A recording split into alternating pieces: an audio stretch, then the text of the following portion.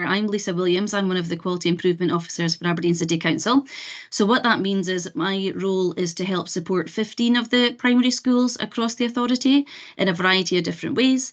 But in addition to that, part of my role is lead for safeguarding and child protection for education. So that means I'm really fortunate that I get to spend lots of time with colleagues in other sectors too, and other agencies also, to look at child protection and safeguarding. So linking with police officers, health, social work, etc., to look at policies and procedures, and also to support each other to make sure we're getting it right for our families across Aberdeen. So that's a huge part of my role, and I have to say I thoroughly enjoy it. It has very much helped me in my own professional development, working with agencies across, different, like I say, with police, health and social work, to see how different departments support families and children in terms of child protection and safeguarding. So that's just a bit about me. As Nikki's mentioned, it's really important that we get the balance right tonight in terms of the questions around child protection and safeguarding. You've already covered that, Nikki, but just to re-emphasise, this is a general information sharing session. What I want to go through is our procedures in the city and what our policy is and how we follow that. And then we'll have an open Q&A at the end. But as Nikki has mentioned already, it's to do with general information. If you have a specific concern, then we would urge you to have that discussion with the school directly, or if you feel that there's a child protection and safeguarding issue that you want to address beyond the school, then as individuals, you have the right to contact social work or police yourself. But we'll come on to that in just part of the presentation. Nikki, I'm about to put the presentation on screen. At that point, I won't be able to see anyone potentially. So could you verbally let me know if you can see it? And Nikki's going to keep an eye on the chat. If there's anything that comes through, please feel free, if there's something needs clarification, to pop your virtual hand up and Nikki will bring you in. Don't feel you have to wait till the end if you want to discuss anything further during this presentation. Absolutely pop your hand up and we can pull you in at any time. So I'm going to give this a go at sharing.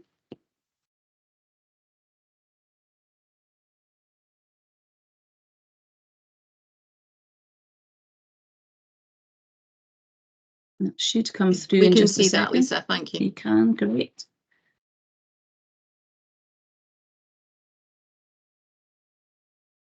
You should just see the first screen there now, Nikki, am I right? Yes, that's correct. Okay, perfect. So as Nikki has explained, we're going to be looking at child protection and safeguarding as in terms of our policy and what we have to consider as professionals working in Aberdeen City Council. And the first part, just to explain, is where that comes from and which policies that relates to nationally. So I'm going to go through that with you. Our aim of this session is to do a general going over in terms of the key policies that we use and that we have to consider for safeguarding and protecting children and young people across the city. What we aim why we have that policy and what's the aim of the policy. The roles and responsibilities of all staff and volunteers. So some of you may volunteer in schools currently. So our expectations around both staff and volunteers in terms of child protection and safeguarding.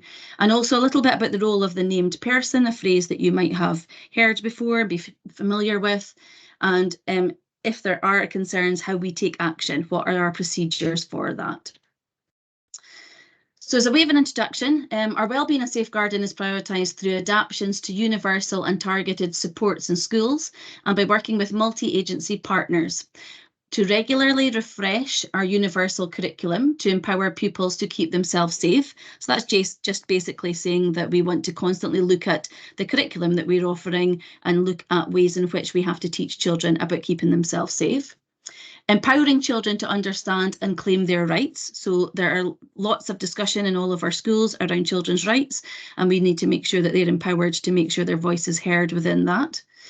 And by establishing a positive ethos, which is inclusive and builds on strengths and resilience, that's absolutely an expectation in all of our settings. Being alert to wellbeing, safeguarding and child protection concerns. So we constantly do that in order to ensure that staff are alert, we offer training regularly in terms of different types of child protection and safeguarding and what they need to look out for. So we can talk more about that later. Taking decisive action to address concerns. So we need to make sure that staff know exactly what they need to do if they have a concern. How are they involved in the discussion around what we can do to support that young person? and then working in partnership with community planning partners. So child protection itself is a reactive process followed when there is a suspicion of harm. And as Nikki mentioned at the beginning of this session, that in itself is a very difficult conversation to be part of, but we're going to talk a little bit tonight about the types of harm that we're talking about within that. Our colleagues do link up with police and social work to make sure that they are notified if they have a concern with regards to abuse or neglect. And we're going to go into how they do that and why in just a moment. So these are the policies that we have used to create our Aberdeen City Council education policy. The national guidance was actually updated in 2021 and then further updated in 2023. And the 4 bullet points that you'll see on the screen there summarise the key points that you need to be aware of in terms of that national guidance. We have very much created our council guidance in line with the national guidance. The Children and Young People's Act is also taken into consideration, and our child protection and corporate policies and procedures are all taken into consideration when creating our own policy. So what's the aim of our own Aberdeen City Council Child Protection and Safeguarding Policy? Our aim is to ensure basically that the safety of all children and young people. We've got to constantly consider making sure that they are safe at all times during the school day and at home. We want to reduce and prevent the risk where possible. And there is a strong focus on primary prevention and early intervention. So when we know that there is something that is not going as well as it could be, or there's an area of concern, we do our very best to make sure that there's early intervention to support that learner or support their family. And that early intervention can come in a variety of different means. Staff, students and volunteers must do the following. They must contribute to a positive ethos. They must ensure that children are aware of their rights. They must support children to develop an understanding of the 8 wellbeing indicators. So the wellbeing indicators, again, some of you might be familiar with those. We talk about them in terms of the Shinari indicators. I'm sure that if you've been into schools in recent times, you will have seen these on display. I'd like to think you've seen them on display, or more importantly, that your children and young people can talk about them. So that's about children being safe, healthy, achieving, nurtured, active, respected, responsible, and included. Shinari indicators, that's the wellbeing indicators there. So we want staff, our learners and volunteers to be aware of those. We want to ensure that children are aware that information may be shared to keep them safe. We talk about the fact that we don't ever promise children we'll keep something a secret, that actually sometimes information has to be shared in order to keep them safe. We enable children to have experiences that are appropriate for their life and social skills. We understand and carry out their responsibilities to protect children and young people. So do they understand their own responsibilities within that and what their role is there?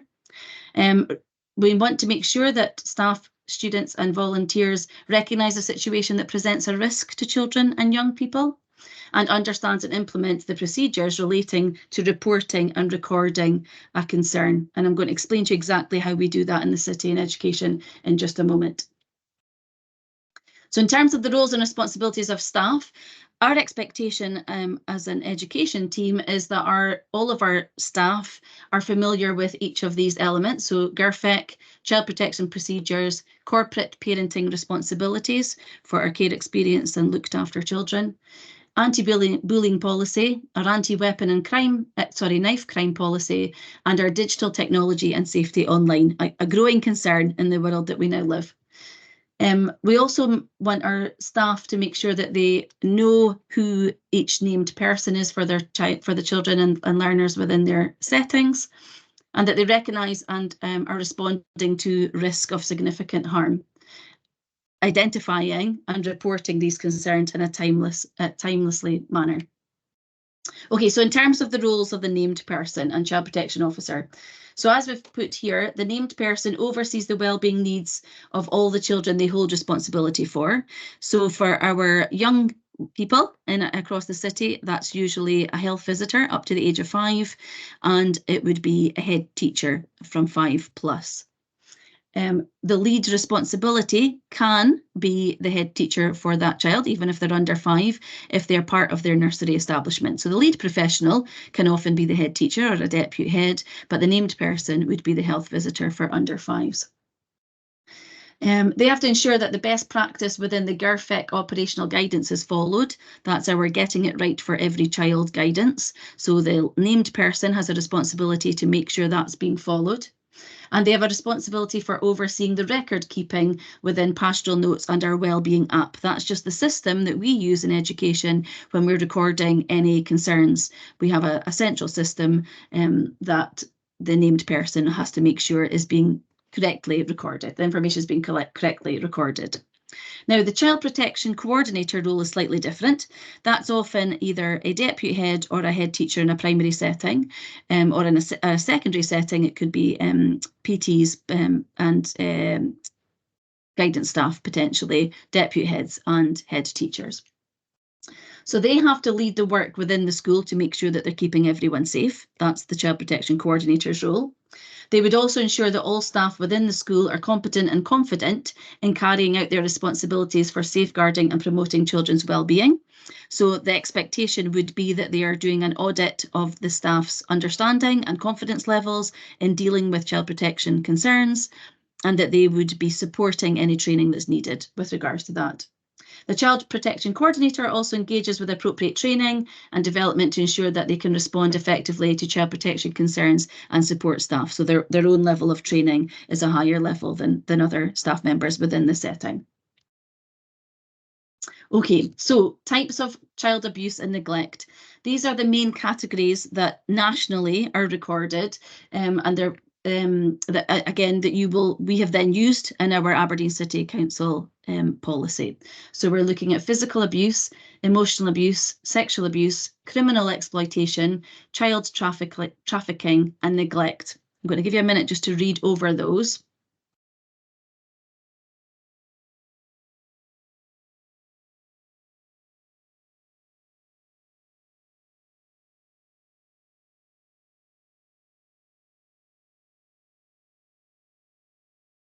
Now, I'm sure, as you can appreciate, there are some very serious conversations that have to be had in relation to each of these categories of concern on occasion. And often it's through, as I mentioned earlier, in discussion with other agencies, so health, working closely with health, police and social work as a collective team when we have a concern. So if there are a need to, we'll link in with other agencies to support any conversations around concerns linked to any of these elements. When an action is needed, when something is, a disclosure has been made or a concern has been brought to the attention of the Child Protection Coordinator, there are certain elements that we want each Child Protection Coordinator to consider. So as we've got here, they need to raise the concern with the named person. They have to look and listen really carefully to the child or young person. So we talk about making sure if a child makes a disclosure of a concern, something that's potentially happened to them, that the Child Protection Coordinator is not interrogating that young person. They're not using leading questions. They're observing their behaviour, and as I mentioned earlier, they're making no promises about keeping anything secret. We always explain to children that actually sometimes even adults need help from other adults to make sure that we're getting it right and that you're being kept safe. So no promises made to them. They have a responsibility to record it, so they make a note of the concerns, the context, the time, the date, and the actions taken, using non-emotive language, but being really clear about what's being said. So if a child, for example, or a young person makes a disclosure of some variety, we make sure that it's recorded in the child's own words. Whatever the child has said is what's recorded. And then, most importantly, they have to report it. So we expect them to speak to, if any member of staff would speak to the Child Protection Coordinator or their manager immediately, never assuming that someone else has already reported the concern. This is just some key headers that we provide to each of our staff members around when they have a concern that's brought to their attention in terms of listening to the child. So we talk about obviously being receptive, seeking advice, recording the information correctly, and then informing the Child Protection Coordinator. So again, I'll give you a minute just to read that slide.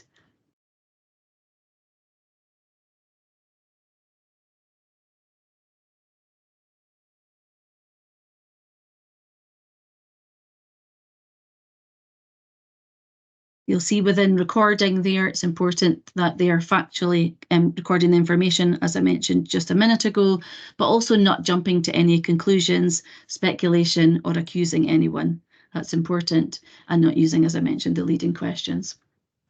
Okay, what you will see in all of our schools, if you're in and around them, is this poster. So it's our child protection and safeguarding poster, and that it should be displayed in every communal area. It should be in every classroom.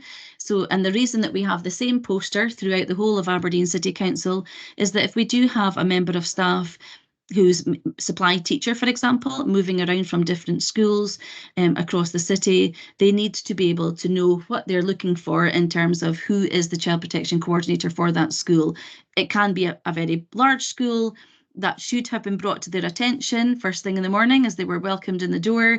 However, a busy school, a busy day, they could have forgotten who the child protection coordinator is for the school. So therefore the poster is there as a reminder, and that they therefore always know what poster to look for. It's the same poster in all of the schools.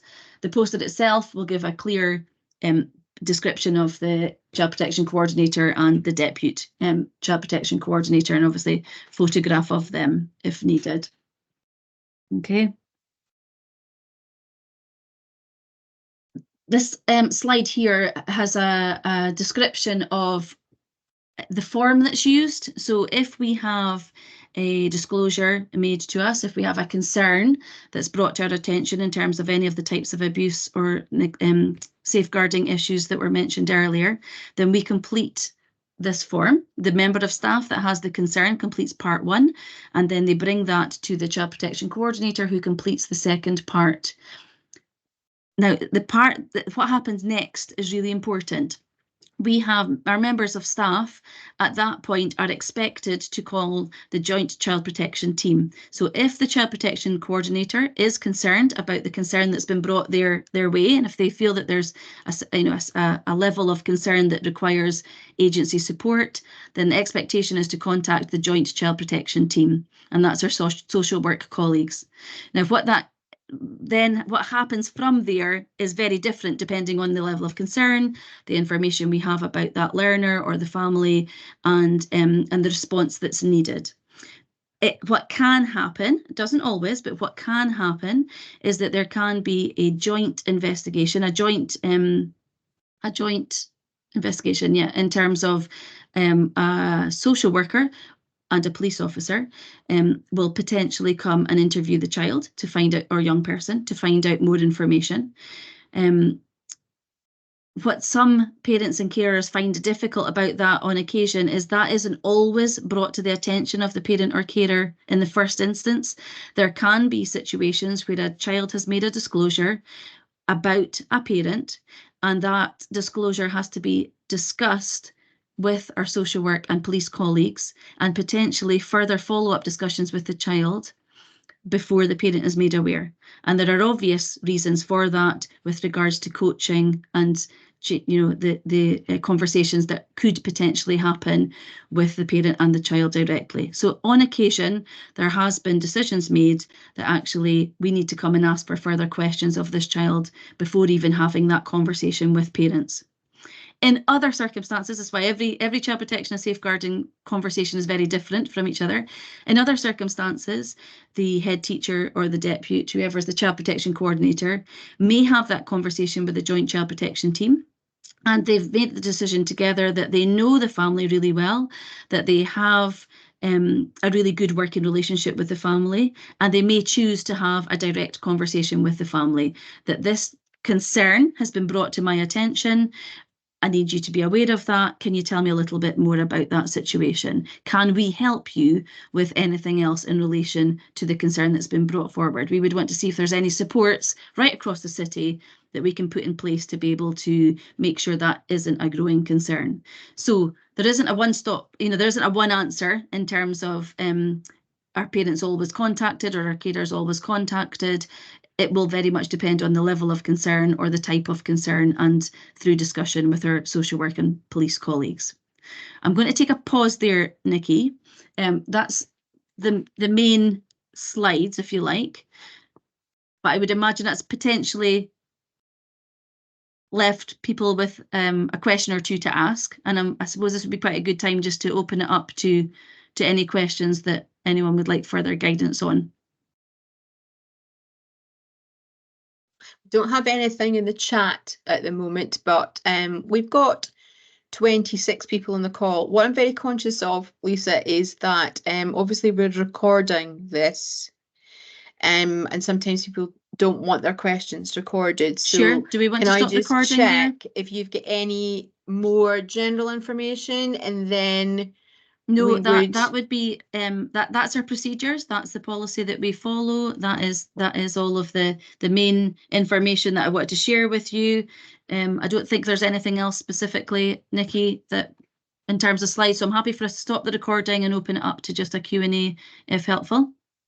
Okay, that's fine. Actually, could I just ask one question then? Obviously, that's if a disclosure is made to you in school.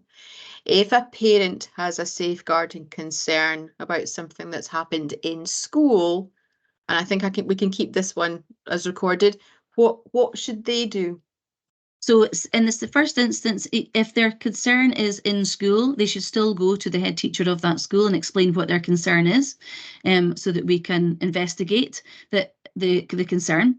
So if they have a concern, a child protection or safeguarding concern with a member of staff, involving a member of staff, involving another child, then they could and should still go to the head teacher directly.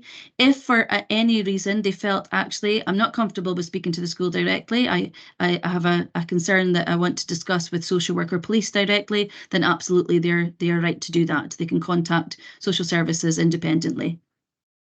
Okay, that's great, thank you. Okay, some of the questions are coming in now, so I'm going to stop recording. Stop recording. Okay.